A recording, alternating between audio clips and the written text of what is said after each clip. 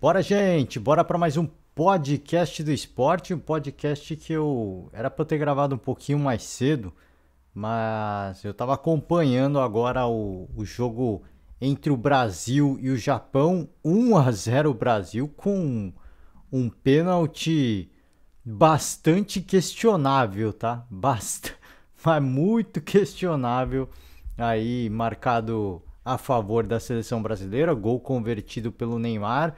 Partida que assim, eu acho, isso minha opinião pessoal, eu acho que foi um belo teste, tá? Diferente do que foi o jogo contra a Coreia, que o Brasil passeou, e eu achei que essa partida, eu até falei aqui, eu falei, ó, eu já vi essa equipe do Japão algumas vezes, é uma equipe de um bom toque de bola, mas defensivamente ela não é um primor, né? Eu achei que o Brasil fosse repetir uma goleada como aconteceu contra a Coreia, e a verdade é que foi um Japão valente, um Japão guerreiro. Começou o jogo marcando adiantado, dificultando a criação da seleção brasileira. Aos poucos o Brasil, obviamente, vai entrando no jogo, toque de bola rápido, a qualidade individual dos jogadores. O Japão diminui um pouco essas linhas avançadas. Primeiro tempo que foi muito bom, segundo tempo, obviamente, as duas equipes sentiram, né, a intensidade, o cansaço. Fim de temporada europeia, ambas as equipes principais jogadores que atuam no mercado no futebol europeu. Então era de se esperar que houvesse uma queda da capacidade física. Ao longo do primeiro tempo, eu vi o Japão perdendo essa intensidade. Eu achei que o Brasil fosse ainda assim fazer pelo menos uns 2, 3 gols no segundo tempo, em virtude, né, de um possível cansaço da equipe japonesa. O fato é que o Brasil também sentiu um pouco, o Tite mexeu, fez as suas alterações, o Japão também fez as suas alterações, pouco alterou, né? Não houve muito, teve muita mudança no jogo. Eu acho que foi um teste muito válido para o Brasil, né? Pegar um adversário que entrou nesse jogo para vencer, para dificultar. Então eu acho que o Japão ele apresentou um nível de dificuldade, né, que muita gente criticou. Pô, o Brasil vai jogar contra o Japão, contra a Coreia. Acho que valeu a crítica. Valeu a crítica porque o nível de enfrentamento, né, que a Coreia propiciou ao Brasil foi realmente questionável. Eu achei válido porque assim o Brasil consegue testar outras opções de ataque, né? Variações táticas ofensivas que, por exemplo, você fazer isso contra um Japão, que foi esse jogo, você não poderia fazer, né? Porque senão poderia ser punido. Então achei legal também esse jogo contra a Coreia, achei válido para testar outras opções. Alguns jogadores, como o Vinícius Júnior, não atuaram bem nessa partida e é compreensível, né? Repito, final de temporada europeia, ele já jogou contra a Coreia, joga também contra o Japão, acho que é totalmente compreensível e foi um belo teste, né? Para quem questionou esse jogo contra o Japão, eu acho que foi um grande, assim, pontos importantes, né? Para o Tite observar, pontos importantes a serem melhorados até a Copa do Mundo, e eu acho que foi um belo teste, foi uma partida bastante válida. Falei e vou repetir.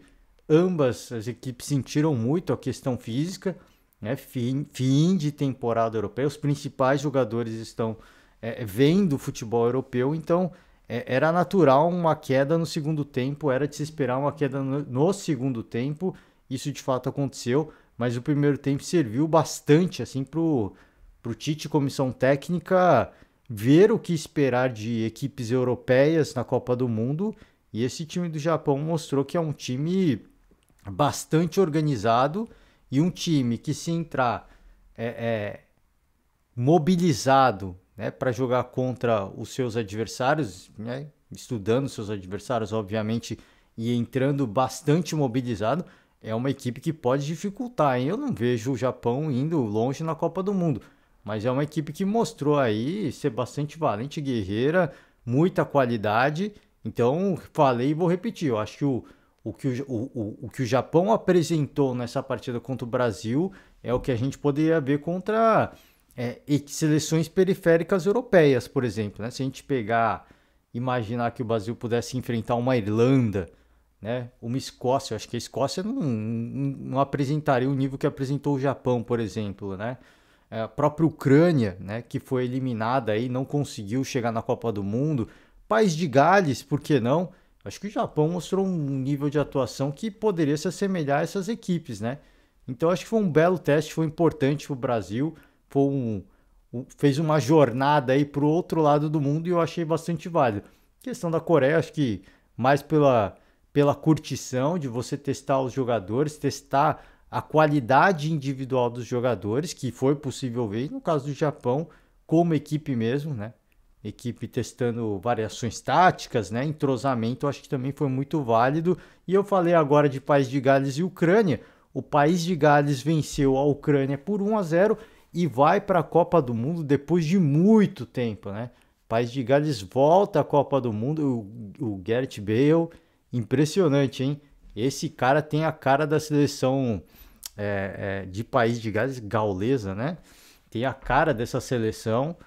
Cara, assim, eram duas equipes, eu acho que parelhas, né? Mas eu, sincero, honestamente, né? De todo respeito ao País de Gales, eu acho que chega à Copa do Mundo com merecimento, mas não só eu. Imagino que muita gente estava torcendo pela Ucrânia, né? Pela grande festa que poderia acontecer na Copa do Mundo em virtude da guerra contra a Rússia, né? Ia ser bastante. Cara, assim, ia ser bastante. Ia ter um componente emocional bastante elevado, né? Iam ter momentos bastante emocionantes, mas eu acho que o País de Gales chega com merecimento, né? E eu acho que vai ser vai fazer vai apresentar um nível de dificuldade para os seus adversários. E se a gente já viu, por exemplo, né, a Islândia numa Eurocopa fazendo uma grande atuação, né, indo longe na competição, eu acho que essa equipe de País de Gales, na base da raça, pode dificultar a vida de muita gente. Acho, né? Acho. Mas é claro que a gente sabe que na hora do vamos ver, na hora que chegarem os favoritos, é muito difícil, né? Que uma zebra aconteça. Pode acontecer, o futebol permite isso. Mas eu acho que é muito difícil, né? Então, para resumir, País de Gales na Copa do Mundo e o Brasil enfrentando o Japão 1-0, um pênalti bastante questionável, mas vale a vitória e valeu o teste, né, contra uma boa equipe japonesa que dificultou bastante para o Brasil. E eu falei, vou repetir, eu acho que essa equipe japonesa apresentou um nível de futebol, né, que se muita gente pede, pô, o Brasil tem que enfrentar seleções europeias, né, as tops, né, seleções tops, né, favoritas europeias, o Brasil não ia conseguir enfrentar, não ia conseguir um amistoso e também não consegue com as seleções que eu diria mais periféricas. Mas o que o Japão apresentou seria um nível semelhante ao que a gente poderia ver de, repito, Ucrânia, né? Poderia ver de Escócia, do próprio país de Gales, né? Por que não? Então acho que Grécia, de repente.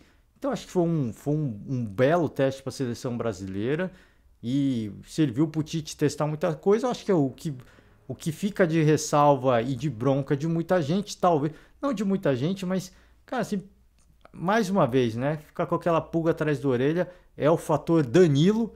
Ele não pôs, ele nem relacionou o Danilo no jogo contra a Coreia, que era o jogo que ele deveria ter entrado. Esse jogo contra o Japão é totalmente compreensível ele não ter atuado, que foi um jogo mais complicado, né? Por que ele não pôs contra a Coreia? Aí levou o cara até o outro lado do mundo, né? Ele vai voltar para o Brasil com um problema de fuso horário. O Everton pelo menos atuou contra a Coreia. O Danilo não, ele sequer entrou em campo. E aí, mais uma vez, eu acho que vale essa reclamação, né? Por que o Tite desfalca o Palmeiras, convoca um cara que ele nem vai pôr? E aí a justificativa dele, né, em entrevista para a Jovem Pan, de não levar o Rafael Veiga, né? A justificativa que o Vampeta disse que é milonga e eu concordo, né? É que os jogadores que ele convocou atuam no mercado europeu, então tem um nível de enfrentamento maior. O Danilo atua no Brasil, né? E atua no Palmeiras. Existem outros jogadores para posição no mercado europeu que apresentariam supostamente esse nível de enfrentamento que o Tite justifica para a não convocação do Veiga. Ele leva o Danilo e sequer coloca o jogador em campo. Então, mais uma vez, a gente fica com aquela pulga atrás da orelha. Ele não é sugerindo absolutamente nada, é por que ele convoca um jogador jovem com muito potencial de mercado e não um outro, né, que está consolidado e dificilmente vai para a Europa. Essas coisas que a gente fica se perguntando, né? De novo, não estou sugerindo absolutamente nada, né? Mas são coisas que fazem a gente pensar, né? Infelizmente é isso, pô, pense o que quiser, óbvio, né? Mas a gente fica com essa pulga atrás, olha, pô, qual que é o interesse por trás disso, né? Enfim, né? Enfim, vamos partir para o Campeonato Brasileiro, porque o Campeonato Brasileiro tem um novo líder novamente, que não é novidade, é o Corinthians. O Corinthians venceu o Atlético Goianiense fora de casa, gol do Mantuan, né? O Corinthians que não fez uma grande exibição, não teve uma grande atuação, e o Vitor Pereira destacou isso mais uma vez, né? Se não dá para jogar bem, a gente joga com raça e com isso a gente consegue o resultado que precisa, e o Corinthians jogou pelo resultado, né? De uma forma geral, o Atlético Goianiense foi até melhor, começou melhor a partida, teve um gol impedido, né? O Corinthians consegue, talvez no único lance da partida, né? Um bom lance de ataque na partida, faz o gol com o Mantuan e o placar fica por isso mesmo. Segundo tempo, o Atlético continuou sendo melhor, né? Mas o Corinthians jogando pelo resultado, é uma equipe que vem mostrando essa pegada, né? Essa versão focada a resultado, e isso vem dando certo, isso vem dando isso vem trazendo pontos importantes para o Corinthians. Essa vitória fora de casa contra o Atlético Goianiense foi uma grande vitória, né? Foram 3 pontos fundamentais para o Corinthians, mas o que chama atenção é a atuação, né? O Fábio Carille, quando ele passou pelo Corinthians, né? A segunda passagem dele foi muito criticado em virtude da primeira passagem também, mas é que ali ele era um estreante, né? Ali ele estava começando a carreira, dá para dar uma colher de chá, mas depois ele foi massacrado por muita gente, por ser muito defensivo, por ser muito retranqueiro. O Vitor Pereira vem repetindo a mesma dose e ele não sofre as críticas compatíveis com que passou o Fábio Carille, por exemplo, tá? Então, eu acho que, até pela proximidade das equipes, eu acho importante o Corinthians fazer esses pontos, né? Mesmo não atuando bem, eu já falei aqui, sempre falei, eu concordo com o Vampeta, porque o Vampeta disse, se você consegue jogar mal, mas trazer resultado, é melhor para você ajustar a equipe ganhando e jogando mal do que você ajustar a equipe jogando mal e perdendo, né? Então eu concordo com isso, mas o que chama atenção é que o Vitor Pereira já teve um tempo razoável para ajustar a equipe. A gente não vê evolução tática, pelo menos no quesito organização tática. Defensivamente é um time muito bom e muito se passa pelas grandes defesas do Cássio, né? Mas não é um primor, né? Assim, muito bom, é relativamente organizado, mas não é um primor. Tanto que o Cássio vem sendo destaque aí nas últimas partidas. Mas eu acho que já teve tempo e assim, eu acho que falei que esse Corinthians me lembrava muito de 2017, me lembra, mas pela proximidade de todas as equipes neste momento, eu acho que o 2017 não vai se repetir e eu acho que esse Corinthians tem um tempo de validade, tá? Tem um tempo de validade. Esse Corinthians que tá pontuando, jogando mal, eu acho que isso tem um tempo de validade. O Vitor Pereira tem que aproveitar, acho que o Corinthians tem que continuar aproveitando esse bom momento, mas eu acho que à medida que a equipe corintiana avance nas competições de mata-mata, Copa do Brasil e Libertadores, eu acho que o Corinthians vai começar a ter queda de rendimento no Campeonato Brasileiro, e esses pontos que o Corinthians acumulou, e neste momento líder, eu acho que vão ser fundamentais para o Corinthians, em virtude do que aconteceu ao longo da temporada, brigar por G4 essa temporada, tá? Eu não vejo o Corinthians ainda em condição de título pelo nível de atuação. Os resultados estão vindo, mas assim, pelo que a gente viu nessa partida contra o Atlético Goianiense, achei muito mal o Corinthians e eu acho que isso vai ter um tempo de validade, tá? O bom momento ele dura, mas ele dura por um certo período. O Corinthians 2017, segundo turno, para quem não se recorda, o Corinthians caiu muito de produção e só conseguiu se manter campeão, né, na ponta da tabela porque acumulou muito ponto no primeiro turno. os rivais, os concorrentes, né, que competiam pelo título, foram deixando escapar, focado em outras competições, foram deixando o Corinthians escapar cada vez mais. Quando foi ver, os caras mesmos, eu acho que perderam a fé de que dava para chegar no Corinthians. E dava para ter chegado no Corinthians, o Palmeiras chegou perto, por exemplo.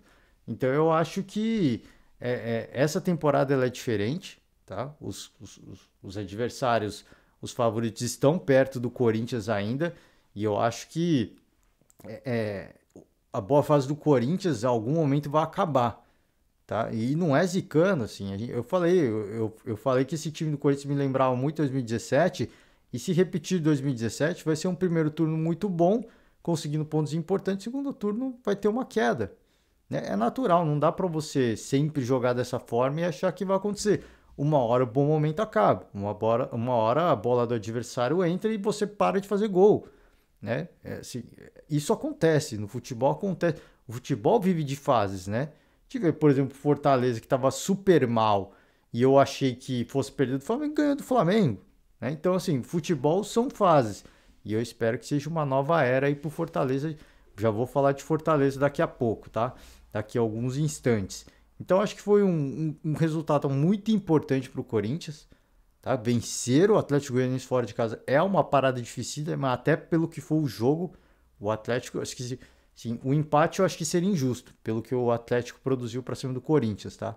Só para você ter um nível do que o Corinthians apresentou nessa partida. Foi uma atuação bastante ruim, tá? Mas eu acho que falei, vou repetir, eu acho que o Vitor Pereira já teve tempo de melhorar essa equipe minimamente, a gente não vê evolução. Isso me preocupa de um certo aspecto, tá? Vamos seguir. América Mineiro e Cuiabá, 2-1 América Mineiro. O América Mineiro, com esse resultado, fica numa situação bastante interessante na tabela, tá? 14 pontos, empatado com o Coritiba, que é o quarto colocado. O América é o quinto, hein? Grande resultado do América, depois da chegar à fase de grupos da Libertadores pela primeira vez, de forma heróica, e aí ser eliminado, não conseguir nenhuma Sul-Americana. Eu acho que essa campanha que vem fazendo vem mostrando, comprovando que é uma boa equipe, né? Que não chegou à fase de grupos da Libertadores por acaso. É uma boa equipe e a gente vem vendo isso. Brigar por G4, eu acho ainda cedo para falar, mas que é uma equipe que pode competir, eu acho que isso pode acontecer e vem mostrando isso. Ceará e Coritiba, 1-1. Ceará, depois de vencer o clássico cearense contra o Fortaleza, empata com o Coritiba, um resultado que não é bom, que não foi bom para, assim, por Coritiba, de um certo ponto de vista, foi interessante porque foi fora de casa, né? Mas o Coritiba poderia ter dado um salto fundamental aí com uma vitória para cima do Ceará, e o Ceará poderia ter se afastado ainda mais da zona do rebaixamento. Por isso que eu digo que o empate neste momento, né, para a situação que as duas equipes se encontram na tabela, o Coritiba podendo encostar no topo da tabela e o Ceará se afastar de vez do Z4, o empate não foi bom para ninguém, tá? Atlético, tô falando só dos jogos de sábado aqui, depois eu vou para os jogos de domingo. Atlético Paranaense e Santos, 2-2. Cara, enjoado, hein? Enjoado. O Santos, se eu não me engano, sai na frente até, né? Toma a virada e depois consegue o empate. Então, eu acho que foi um bom resultado para o Santos, porque, óbvio que assim, você começa ganhando, dá uma motivação e fica para o torcedor até um pouco de repente, um pouco de frustração, né? Porque, pô, sai na frente, mas na Arena Baixada é realmente complicado, assim. Não é fácil você superar o Atlético Paranaense na Arena da Baixada. Isso é para poucos, né? É para muito poucos, é para privilegiados, se a gente pode dizer assim.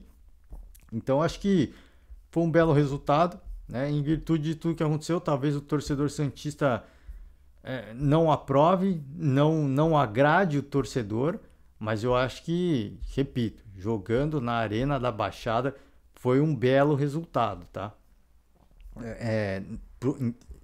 Em relação ao Atlético Paranaense, eu acho que não foi bom porque joga com o mandante. Jogar na Arena da Baixada com o gramado sintético é sempre uma vantagem importante para a equipe do Furacão. Então, para o Santos, eu acho que foi um resultado bom. E aí são duas facetas de uma moeda, né?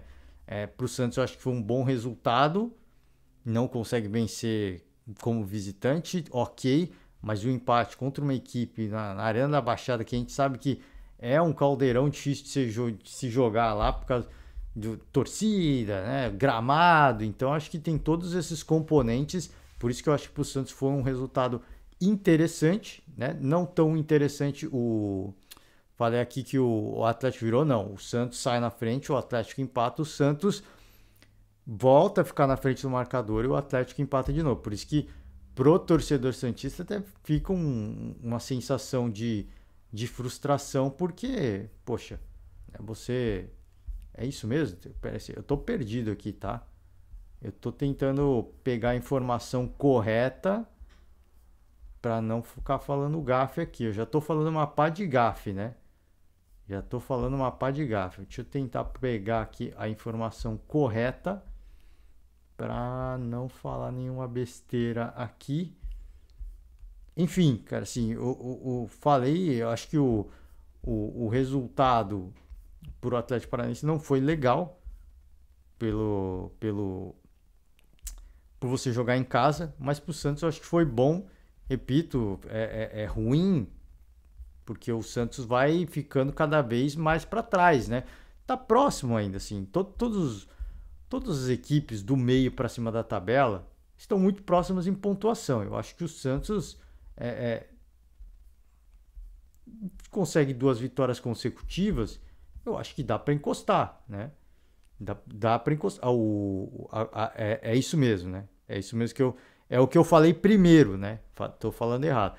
O Santos faz o primeiro gol, o Atlético empata, vira o jogo, né? Com gol contra do Léo Batistão. Aí sim, eu tava lembrando desse gol contra.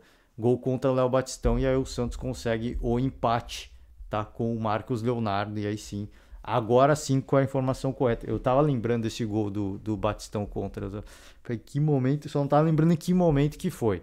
Peço perdão ao torcedor aqui.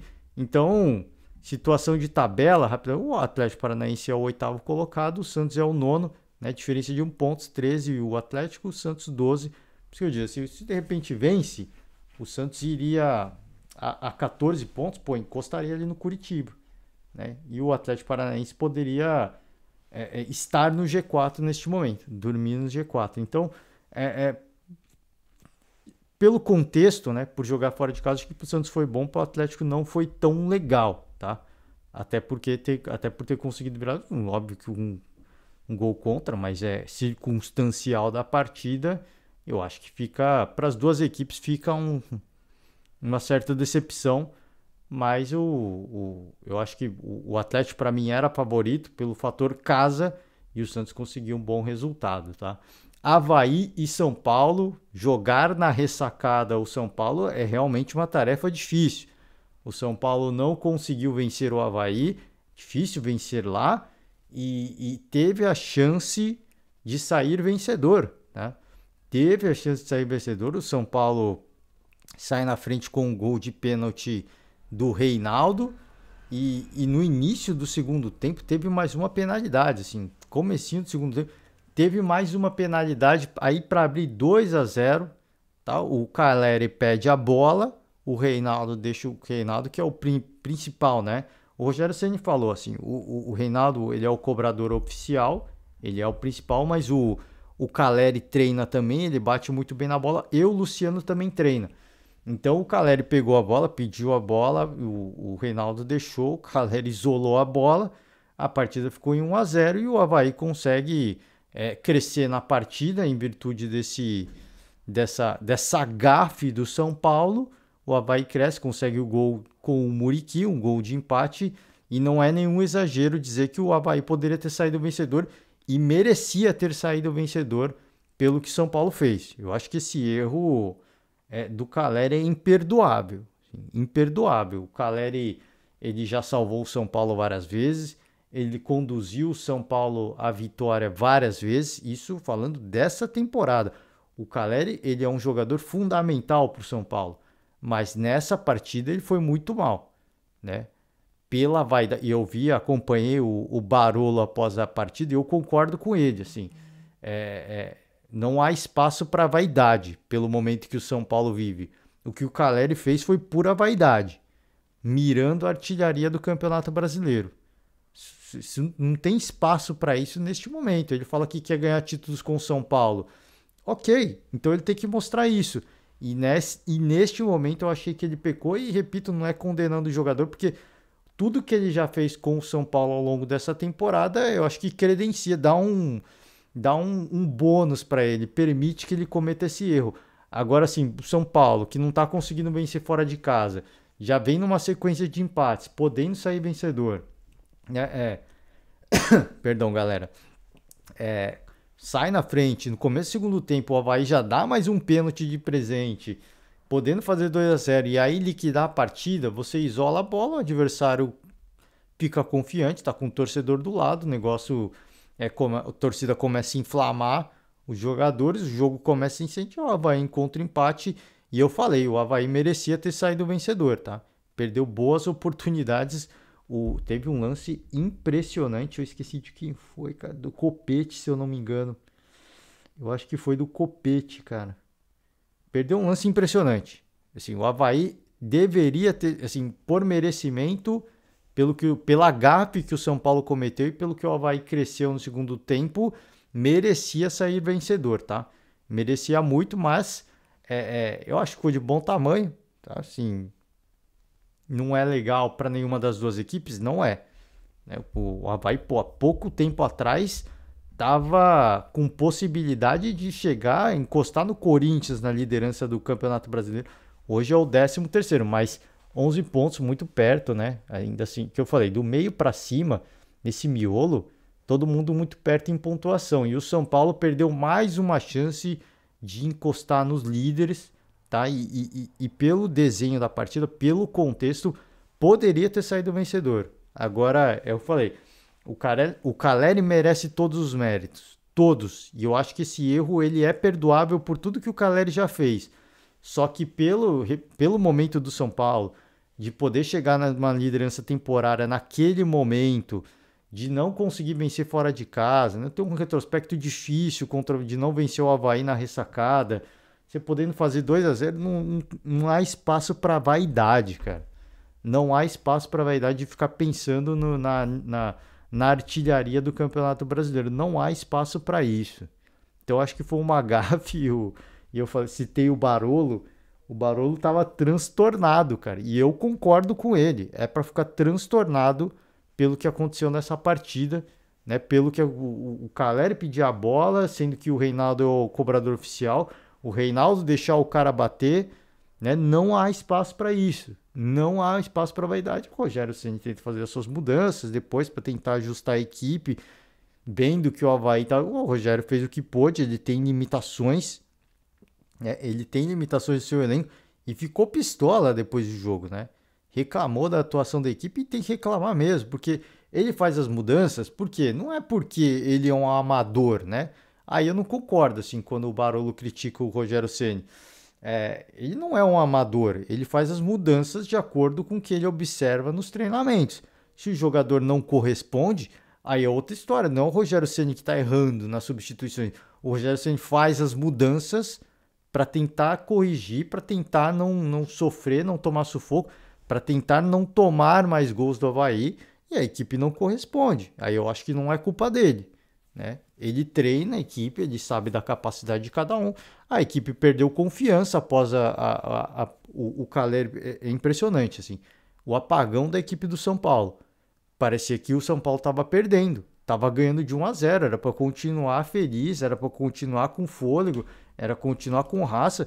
Assim, perdeu aquele pênalti e apagou. Assim, parecia que tomou um gol da virada naquele momento, né? Então são coisas que obviamente que existe um aspecto emocional e o Rogério Ceni vai ter que trabalhar em cima disso, o Rogério e a comissão técnica, mas o aspecto da vaidade, poxa, isso aí realmente é complicado, né? E eu concordo com todo mundo com todos os torcedores que ficaram pistola com o Caleri, com o Reinaldo, poxa, né? Existe um cobrador oficial, ele já fez um gol de penalidade, deixa ele, né? Faz o 2-0, depois, pô, mata a partida, o Avaí vai ficar meio lá, meio cá, e aí o Caleri de repente faz um gol com a bola rolando, né? Enfim, né? Perdeu uma grande oportunidade, mais uma, né? Mais uma grande oportunidade, terceiro empate consecutivo do tricolor paulista e ficou aí um gosto amargo porque teve a chance de abrir 2-0 e viu o Avaí empatar e o cara, impressionante, o Copete perdeu um gol impressionante, o gol que seria da virada do Avaí, tá?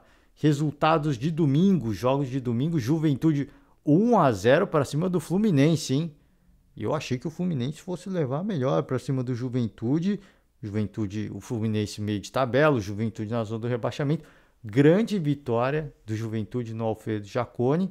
Sai da zona do rebaixamento e o Fluminense fica estacionado ali no meio da tabela. É curioso, né? O Fluminense é o 11º, tem 12 pontos. O Juventude chegou a 10 pontos e é o primeiro time fora da zona do rebaixamento, né? Então você vê que loucura, né? Que loucura, os dois. Um tá no meio da tabela, o outro é o primeiro time fora da zona do rebaixamento, distantes em 2 pontos apenas. Então o Fluminense que tome cuidado, né? Porque tá todo mundo muito perto, né? O Fluminense não, o Fluminense tem 11 pontos. Eu tava olhando o Flamengo aqui, perdão. O Fluminense tem 11 pontos, o Juventude tem 10, né? Um ponto apenas de distância entre o Fluminense, que é o último time aí que se classifica para a Sul-Americana, e o Juventude, que é o primeiro time fora da zona de rebaixamento. Então, o Fluminense que, né, tomar cuidado aí, porque tá todo mundo muito perto ali, tá? Muito. A proximidade é impressionante, sim. É que eu falo assim, do meio para cima, existe uma proximidade grande dos líderes com a galera que está no meio da tabela. Mas do meio para baixo também tem uma proximidade muito grande e é realmente complicado, né? O bonde, o tempo passa rápido, não dá para vacilar. É legal, assim, que a gente chega nessa rodada na nona rodada do Campeonato Brasileiro e não tem ninguém destoando. O Fortaleza estava destoando muito, agora já não está tanto. Então não tem ninguém destoando tanto, né? Legal isso, assim. Um campeonato bastante competitivo e as equipes que estão se aproveitando desse momento, caso o Corinthians, por exemplo, podem colher os frutos lá na frente. Eu acho que vão colher os frutos. O próprio Santos também, né? Que no início teve um início bastante interessante. Disputar título, para mim, é praticamente impossível. Libertadores eu acho possível, mas também distante ainda, um pouco distante. Mas o Santos eu acho que vai colher os frutos do início que teve no Campeonato Brasileiro. O próprio Avaí também, né? É uma equipe que eu ainda vejo com um certo risco de brigar pelo rebaixamento, mas fez pontos importantes, pontos que podem salvar o Avaí eventualmente. Não estou dizendo que vai brigar, peço perdão ao torcedor, não estou querendo dizer que o Avaí vai brigar para não cair. Mas se brigar, esse início do Avaí pode ser, eu acho que pode salvar o Avaí em possível briga aí contra o rebaixamento, tá? Bragantino e Internacional, jogo em Bragança, na Bia Abichedid. O Internacional fez 2-0, cara. 2-0, o Internacional é o 7º colocado, chega aos mesmos 14 pontos do São Paulo e do América Mineiro. Grande resultado fora de casa e o Bragantino tá numa larica, cara. Tá numa tiriça, numa fase ruim sem fim, cara. Eliminado da Libertadores, nem se classificou para a Sul-Americana, eliminado nas penalidades na Copa do Brasil e agora uma derrota 2-0 para o Internacional em casa, né? A fase é muito ruim. O Bragantino já mostrou várias vezes que é uma boa equipe, é uma equipe bastante ofensiva, bastante organizada, mas não vem mostrando nessas últimas partidas, jogando muito mal. Você não sabe o que está acontecendo, se é falta de motivação, o que é. A gente sabe que não é salário atrasado, a gente não sabe que é uma gestão incompetente, a gente sabe que tem toda a estrutura, né? Tá vivendo uma má fase, tá vivendo um bom momento. Pô, a gente pegou o Fortaleza para falar de Fortaleza, de Ceará, equipes que vêm jogando bem, que não vinham conseguindo resultado. O Bragantino não tá vivendo a fase mais iluminada, né? E tá muito próximo, ó, tá com 10 pontos. Juventude, primeiro time fora da zona do rebaixamento, também 10 pontos. O Bragantino tá flertando aí com uma zona do rebaixamento aí no futuro próximo, tá? Vamos falar agora vou deixar de Palmeiras e Atlético pro final. Falar de Flamengo e Fortaleza. 2-1 Fortaleza, hein? 2-1 Fortaleza. Que grande resultado do Fortaleza, né? A fase era horrível, o Fortaleza estava no fundo do poço e consegue uma grande vitória para cima do Flamengo no Maracanã. Cara, que grande resultado. Eu já tô torcendo aqui, assim, de forma incontida, para eu queimar minha língua. Porque eu cravei no último podcast que o Fortaleza brigaria para não ser o Lanterna. Eu estou torcendo aqui de forma bastante. Não sei qual a palavra que eu posso usar aqui. Bastante exaltada para que eu queime a minha língua. De verdade, sim. A gente fala as coisas e a gente fala as coisas não é na maldade. Todo mundo que fala alguma coisa sobre futebol não fala na maldade. O torcedor é apaixonado. E aí fala chupa, que não sei o quê. Eu acho que tudo isso vale. Mas todo mundo que fala alguma coisa de futebol, tem gente que fala na maldade, obviamente. Mas a grande maioria que fala sério, que leva a sério, a gente fala com base de momento e retrospecto. É isso que a gente tem. A gente tem o retrospecto e a gente tem o momento atual. E o retrospecto e o momento atual do Fortaleza, tudo indicava que perderia para o Flamengo essa partida, consegue uma grande vitória e o Fortaleza ainda é o lanterna, 2 pontos do vice-lanterna que é o Atlético Goianiense, mas eu espero que essa vitória, né, que chega agora, o São Paulo, se eu não me engano, ano passado foi conseguir a primeira vitória na 10ª rodada, o Fortaleza chegou perto disso, hein? Espero que essa seja a primeira de uma sequência de vitórias do Fortaleza, para que aí sim, né, em 2, 3 rodadas, não é. E aí, você fala, pô, você tá torcendo Fortaleza, mas se o Fortaleza sair, vai empurrar outras equipes para baixo. Né? Assim, cara, essa dança das cadeiras vai acontecer. O que eu não. O que assim. Por que eu torço pro Fortaleza? Por que eu torço pro Ceará? Sempre falei aqui e vou repetir. Primeira coisa é a questão da regional, a representatividade regional. Isso não me faz torcer menos, por exemplo, para o Atlético Goianiense, para o Cuiabá, para o Goiás, que são as equipes que estão lá embaixo também. Torço para essas equipes também. Agora, o Fortaleza e o Ceará praticam um bom futebol e em termos de gestão, né? Então é uma tríade, né? Dos 3 motivos pelos quais eu torço muito, tanto pelo Fortaleza quanto pelo Ceará. Futebol apresentado, gestão, né?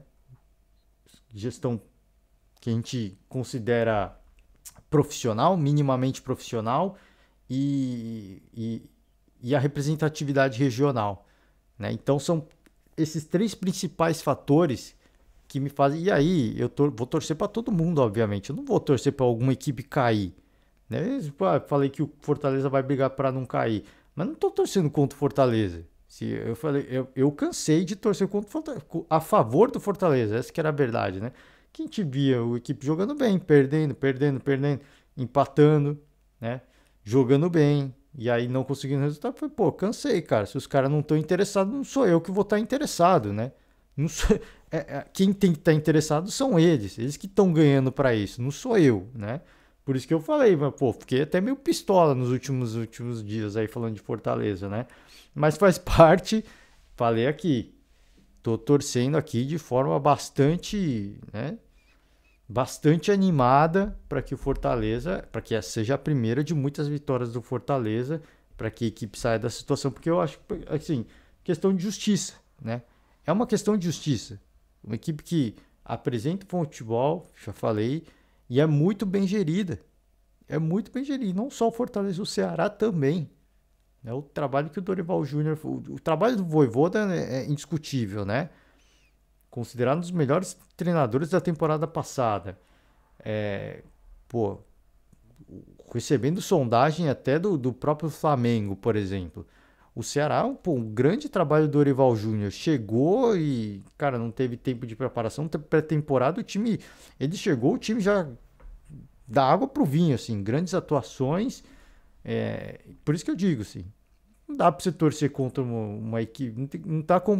Não dá para você não torcer a favor de uma equipe que apresenta bom futebol, é muito bem gerida. Não tem como. Você tem que torcer pelo melhor do esporte, né? Por isso que eu torço por essas equipes. E pro Flamengo, cara, direito à vaia, xingamento, cara, o momento quando você acha que o Flamengo vai, o Flamengo não vai, cara. Impressionante. Não foi mais uma grande exibição do Flamengo. O Flamengo do Paulo Souza, ele não apresenta uma evolução, assim, não só tecnicamente, mas taticamente. Convive com um problema de desfalques o tempo inteiro, isso é verdade, mas principalmente taticamente a gente não vê uma evolução na equipe do Flamengo. Não vê. Assim, eu torço muito pelo Paulo Souza. Eu espero que se ele tiver sequência, que ele consiga fazer essa equipe crescer, mas ele já teve bastante tempo e a gente não vê uma evolução. Felizmente a gente não vê involução, como era o trabalho do Cacique Medina no Internacional. Para mim, o trabalho do Medina estava evoluindo. Assim, era bizarro. O Flamengo não apresenta um bom futebol e continua mantendo essa regularidade, né? Então, assim, óbvio que para o torcedor rubro-negro isso não agrada. E por isso que eu digo, eu acho que ele já teve tempo para se provar e ele não está conseguindo, né? Passou por várias crises, é importante dizer isso. Eu acho que ele merecia um certo respaldo porque ele passou por várias crises, né? E mais uma vez agora volta a viver uma crise no Flamengo. Então, mas assim, concordo com o torcedor que não vê evolução, que acha que de repente ele não vai dar certo. Eu acho que ele pode dar certo, tá? Acho, mas, cara, assim, é difícil bancar, né? Eu não vou ser a pessoa que vai bancar. Ah, você acha que o Paulo Souza, que a diretoria deve manter o Paulo Souza? Eu não vou bancar, cara. Porque, repito, são raras as partidas em que o Flamengo fez uma grande exibição e a gente não vê uma evolução nisso, né? Infelizmente, a gente vê regularidade em atuações medianas de mediana para baixo, né? Questionáveis pela qualidade dos jogadores, tá? Pela qualidade do elenco. Assim, atuações questionáveis de nível bem mediano e isso tem sido muito regular. A gente não vê uma evolução, uma tímida evolução para o alto, né? De evoluir cada vez mais. O Paulo Souza está conseguindo encontrar espaço para o Pedro. Assim, recuperou o Pedro. De repente ele pode ter recuperado o Hugo Souza. Eu acho que existem pontos importantes para a gente destacar, né? Rodrigo Caio voltando a atuar. Eu acho que existem coisas que a gente pode... não sei se é um trabalho direto do Paulo Souza ou não, mas que a gente pode acreditar e dar um voto de confiança para o Paulo Souza, sim. Mas que a gente vê uma equipe do Flamengo com o elenco que tem apresentando atuações muito questionáveis, isso sim, por isso que eu digo que eu acho que ele deve ter sequência, eu acho que sim, mas vou bancar? Não vou, né? Não vou.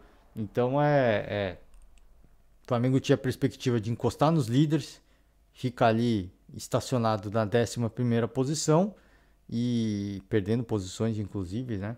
E o Fortaleza continua estacionado na lanterna, mas agora a 2 pontos do Atlético Goianiense, que é o vice-lanterna. Então, todo mundo muito próximo. O Fortaleza pode, de repente, numa próxima rodada, já sair da lanterna. Pode, né? É difícil, precisa de uma combinação de resultados, mas pode sair. E o Flamengo vai ver esse drama, né? Essa gangorra de altos e baixos, porque, repito, não apresenta evolução. E aí, próxima partida já vai ser complicada, né? Duas equipes que não vivem bons momentos. O Bragantino vai pegar o Bragantino em Bragança. Mas são duas equipes que não vivem bom momento. Eu acho que a fase do Bragantino é muito pior, tá? Então é um jogo perigoso para o Flamengo, tá? Porque o Fortaleza, pô, a gente viu agora, o Fortaleza viveu uma fase horrível e conseguiu vencer. Então é um jogo bastante traiçoeiro, tá? E pode eventualmente ser o fim da jornada do Paulo Souza, hein? Uma derrota ali. É fora de casa? Sim, mas pelo momento do adversário. Acho que uma derrota ali pode ser o fim da era Paulo Souza, hein? Pode, tá? Palmeiras e Atlético Mineiro, né? Finalizo falando deste grande duelo que valia a liderança do campeonato, liderança isolada do Campeonato Brasileiro. Isolada não, né? Porque o Corinthians ganhou. Então, mas quem vencesse seria líder, porque os dois times estavam na frente do Corinthians em critérios de desempate. A partida terminou empatada. O Abel Ferreira terminou bastante nervoso essa partida com a arbitragem, diz que está sendo perseguido. Diz que reclamou uma vez, o árbitro foi lá com arrogância, deu o cartão amarelo para ele. Os jogadores do Atlético reclamaram com o quarto árbitro e ele nada fez, né? Ele apenas assistiu. Então ele diz que se sentiu prejudicado, está se sentindo perseguido por alguns membros aí da arbitragem brasileira. Sabe que é um cara explosivo. Eu não sei como é a forma, o tom que ele usou, né, para reclamar de uma falta. Eu não sei. Eu não vi o lance, tá? Precisa ser justo. Eu não vi o lance. A gente sabe que o Abel é um cara bastante explosivo, por isso que é preciso. Eu concordo com ele. Assim, se ele reclamou e os jogadores do Atlético reclamaram da mesma forma, não pode se ter dois pesos e duas medidas, né? São dois lances e tem que se manter o mesmo critério. Aí eu concordo com ele, que eu não vi o lance, né, como é que o Abel se dirigiu aí, ele reclamou dessa falta. Eu, honestamente, não sei. Reclamou de outros lances, falou que o Palmeiras merecia ter saído vencedor porque criou as melhores oportunidades. Eu acho que, cara, assim, é um embate complicado, tem sido duelos bastante disputados, né? Palmeiras quando enfrenta o Galo e vice-versa. Tem sido duelos bastante disputados, equipes desfalcadas, né? Jogadores servindo. O Palmeiras eu acho que foi mais prejudicado, mais desfalcado, né? Pô, eu falei agora do Danilo, né? Que sequer entrou em campo. O Everton, né? Eu acho que o Marcelo Lomba está fazendo bem o seu papel. Então eu acho que o Everton não fez tanta falta nesse período aí servindo a seleção, né? Mas, pô, Gustavo Gomes foi para a seleção paraguaia. O Kusevich também foi servir a sua seleção. Assim, a boa notícia, o Luan, né, voltou a atuar depois de um longo período aí se recuperando de lesão e atuou bem. Má notícia, o Veiga saiu no começo do jogo lesionado, né? Então, assim, jogo de altos e baixos pro Palmeiras, eu acho que, cara, sinceramente, honestamente, eu acho que foi um placar ok, assim, um placar aceitável. O Abel, obviamente, vai defender o seu time, né, que teve boas oportunidades, que eu acho que mas pelo contexto, acho que pela rivalidade que se tem, e assim, não foram lances claros para nenhum dos dois lados, tá? Não foram lances que, nossa, meu Deus, que grande defesa, nossa, a bola bateu na trave, chorando, criou, a bola não entrou. Cara, acho que foi uma partida de duas equipes, né, que hoje o Flamengo acho que está um pouco abaixo ainda, não em termos de elenco, mas de futebol apresentado. De futebol apresentado, eu acho que são as duas equipes hoje que apresentam o melhor futebol no Brasil, e o empate comprovou apenas isso, né? Equipes desfalcadas, é verdade, né? A gente não viu o melhor das duas equipes em campo, mas em virtude da rivalidade também, né, de ninguém querer perder para o outro, porque isso estava custando a liderança, né? Poderia custar a liderança, custou a liderança, o empate custou a liderança do mesmo jeito, mas a derrota seria muito pior, né? Eu acho que para o Galo foi um grande resultado, porque enfrentou o Palmeiras na casa do Palmeiras, no Allianz Parque, e para o Palmeiras foi um resultado ruim no sentido de que jogou na sua casa ao lado do seu torcedor e é um adversário direto na disputa do título, né? Nessas disputas diretas, jogando como mandante, você precisa dos 3 pontos, porque você precisa arrancar pontos dos rivais, né? Então acho que para o Galo foi um bom resultado, para o Palmeiras foi ok, não digo que foi ruim, foi ok, eu acho que foi um resultado ok. Se a gente pegar o retrospecto recente das duas equipes, tem sido embates complicados. Se a gente pegar os 2 jogos da Libertadores, foram 2 empates, né? E o Atlético foi eliminado pelo critério gol fora de casa, foi eliminado invicto da competição. Então tem sido embates difíceis mesmo, competitivos. Essa partida não foi tão competitiva, eu acho que muito por conta dos desfalques, mas eu acho que fez valer aí o duelo das equipes hoje que vivem, que apresentam o melhor futebol no Campeonato Brasileiro hoje, tá? Hoje tem o melhor em termos de elenco e de futebol apresentado. Então, achei que uma leve vantagem para o Galo, pelo empate fora de casa. Para o Palmeiras, eu acho que vale também, porque perder para o Atlético não é nenhum absurdo, né? Duas equipes que estão competindo, estão se digladiando. Então, acho que, sim, foi justo? Acho que foi. O Abel acho que tem que defender o ponto da sua equipe e achar que foi injusto. Eu acho que tudo isso vale. Agora, que o resultado não foi bom para ninguém, não foi bom para ninguém. Por quê?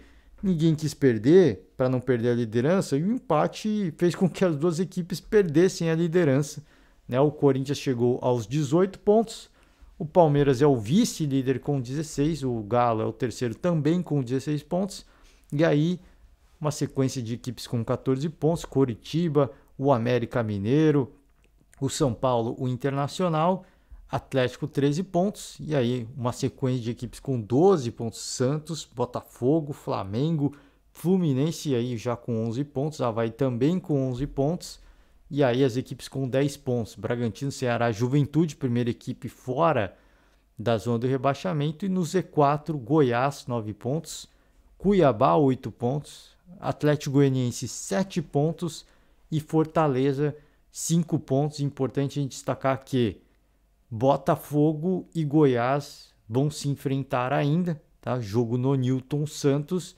que pode levar o Botafogo ali para o topo da tabela, tá? Pode levar o Botafogo, uma vitória pode levar o Botafogo pro G4, né? E para o Goiás, uma vitória tira o Goiás, aí afasta o Goiás da zona do rebaixamento e empurraria o Juventude.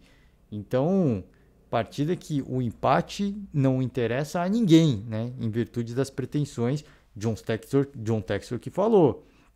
Chegar no meio do ano, na janela do meio do ano, a equipe brigando no topo da tabela, vai ter reforço de peso. Então, para o Botafogo é bastante interessante, para o torcedor também. Pô, o torcedor deve estar empolgado, né? Deve estar em frenesi, né? Vamos ganhar, vamos terminar aí, né? Vamos chegar até a janela ali no G4, porque vai vir coisa boa, o John Textor já falou. Então seria muito interessante. Assim, eu acho que até pelo aspecto esportivo, pra gente que acompanha, pô, eu queria ver o Botafogo no topo pra ver quem que o John Textor vai trazer, né? Tô torcendo pra isso acontecer, sincero, honestamente, tá?